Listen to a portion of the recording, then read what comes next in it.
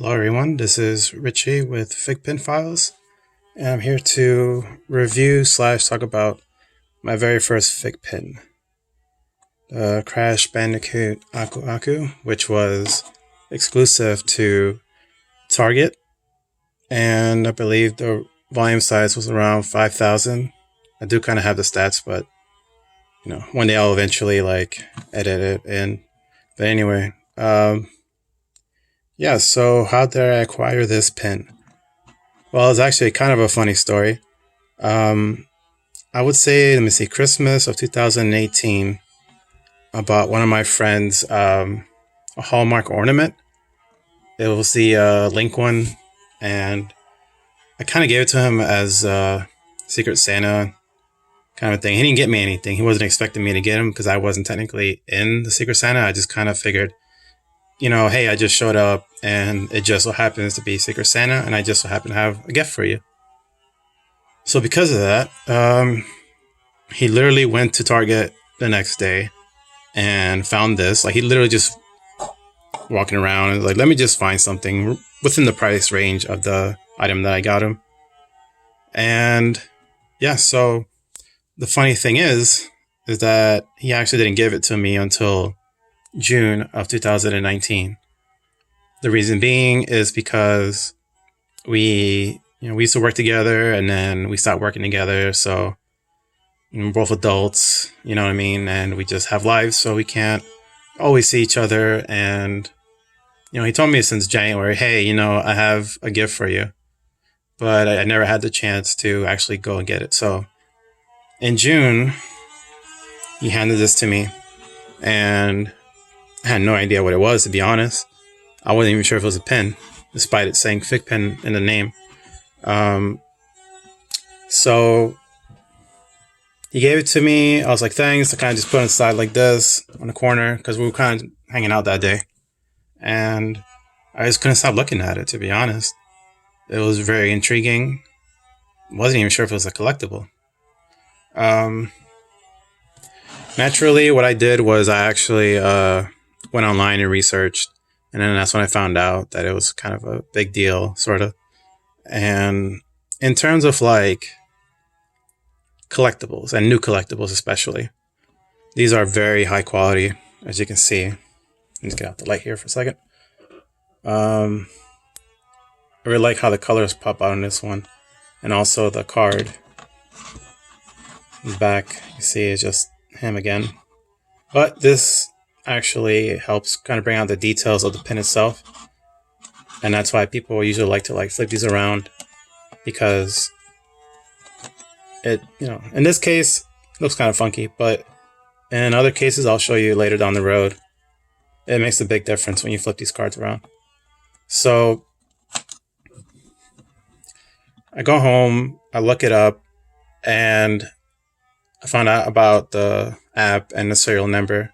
So I look up the stats, and I'm like, oh, out of 5,000, I'm like, that's quite a bit, but no biggie. One, it was a gift, and two, it looks awesome.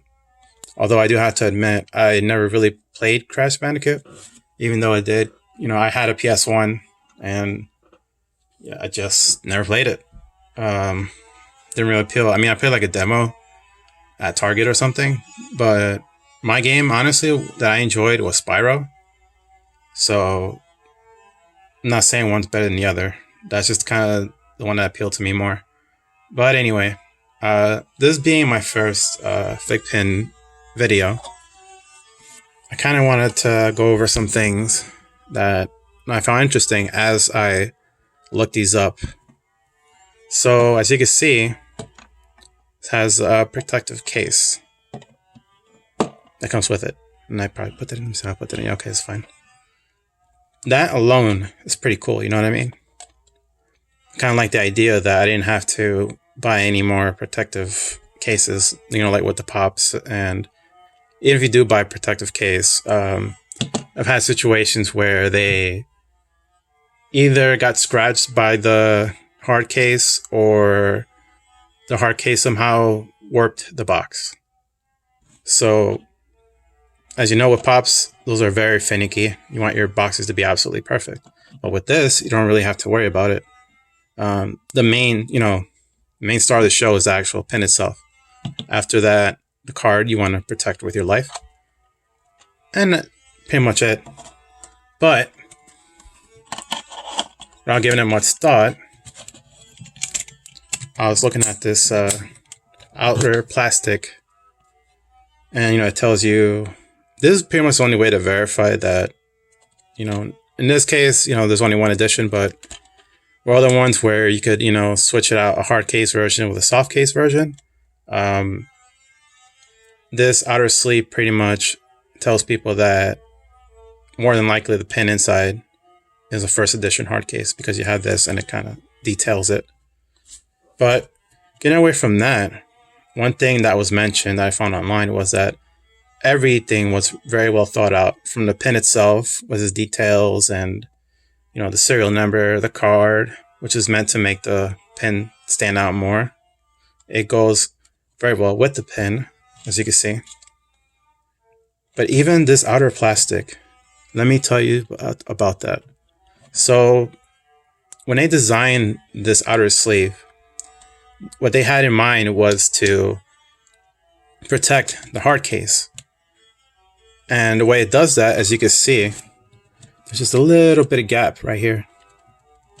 And it's on, either end. So that gap actually helps to protect the hard case, so that, something were to ding it, hopefully it doesn't break or anything. And even if it does, right now there's a shortage of the hard cases, but back then, you didn't have to really worry about it. But it's nice to know that they really put the thought into the outer, think about it, just the outer protective sleeve of the hard case for the pin. And I found that pretty cool. And then there's this as well. These help keep this plastic, helps it stand.